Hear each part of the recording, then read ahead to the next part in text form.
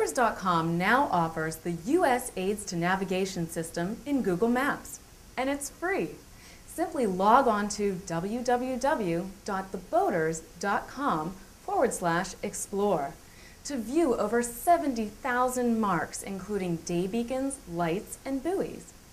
So let's go over the NavAids, as they are commonly referred to, and why they're important. Think of NavAids as road signs for boaters. Just like highway signs, NavAids tell you where to go or where you are. The goal of the system is to promote safe navigation. There are two basic types of aids, beacons and buoys.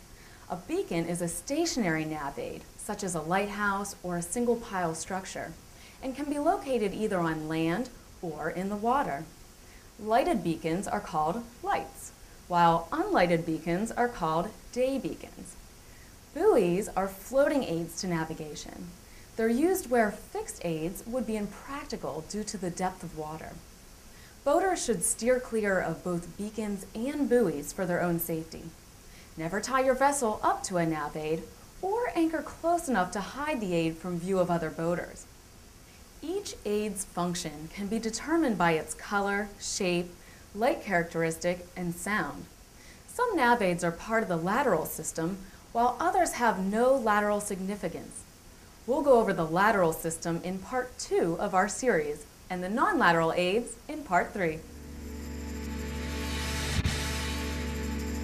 First, let's go over the lateral system. Lateral NavAids indicate which side of the aid a vessel should pass when entering a channel from seaward.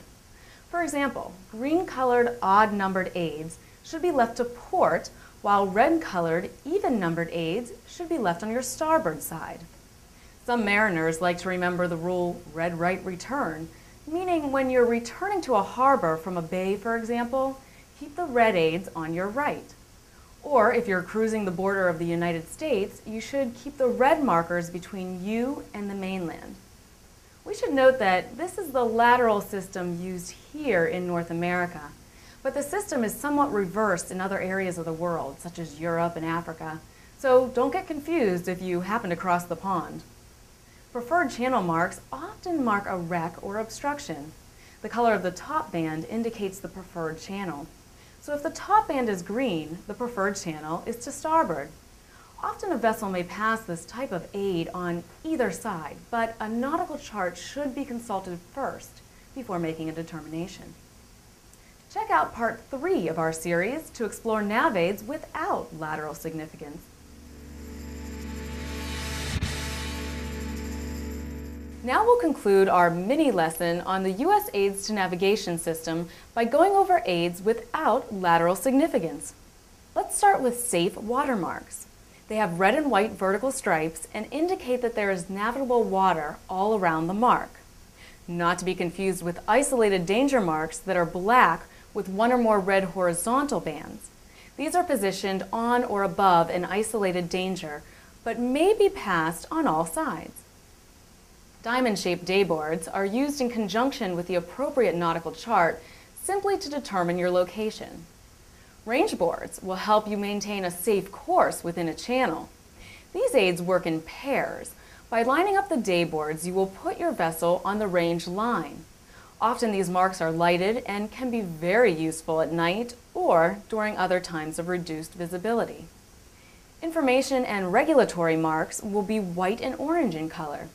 These will mark the no-wake areas, boat exclusion areas for swimmers, or danger due to shoal areas, just to name a few. Yellow special marks point out particular areas such as traffic separation schemes, designated anchorages, or even military exercise areas. And finally, if you've done any boating on the Intercoastal Waterway, you may have noticed unique yellow symbols on the NavAids located there. Little yellow triangles, squares, and horizontal bands simply identify these aids as marking the ICW. NavAids, I know, there's a lot of them, thousands of them, and the United States Coast Guard is responsible for their placement and maintenance. But they can't possibly keep track of all the aids by themselves. They've got things like national security and saving lives to deal with. So, for the safety of all boaters, they rely on the help of everyone out on the water. If you discover any type of problem with an aid, be sure to report it by radio or phone to the nearest Coast Guard station. Navigational aid changes are updated weekly in the USCG Local Notice to Mariners. This is an important tool that should be used along with the appropriate nautical chart. For more information, visit the U.S. Coast Guard Navigation Center online at www.navcen.uscg.gov. And that'll do it for our NavAids 101 series. Although this was a brief overview of the system, I hope it was helpful.